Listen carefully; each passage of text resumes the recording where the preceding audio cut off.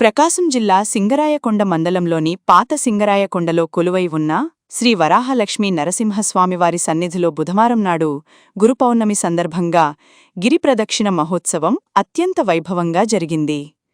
ఉదయం నుంచే పెద్ద సంఖ్యలో భక్తులు పాత సింగరాయకొండకు తరలివచ్చారు.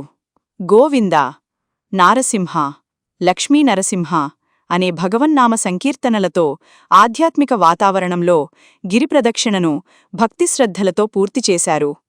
గిరిప్రదక్షిణ అనంతరం భక్తులు శ్రీ వరాహలక్ష్మీ నరసింహస్వామివారిని దర్శించుకుని ప్రత్యేక పూజల్లో పాల్గొన్నారు.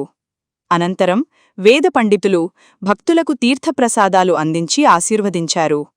ఈ సందర్భంగా దేవస్థాన పాలకమండలి అధ్యక్షులు శ్రీ సన్నెబోయిన శ్రీనివాసుల నాయుడు ఆధ్వర్యంలో భక్తులకు ఎటువంటి అసౌకర్యం కలగకుండా తాగునీరు, అల్పాహారం వంటి సౌకర్యాలను సమృద్ధిగా ఏర్పాటు చేశారు. ఈ ఏర్పాట్లపై భక్తులు హర్షం వ్యక్తం చేశారు.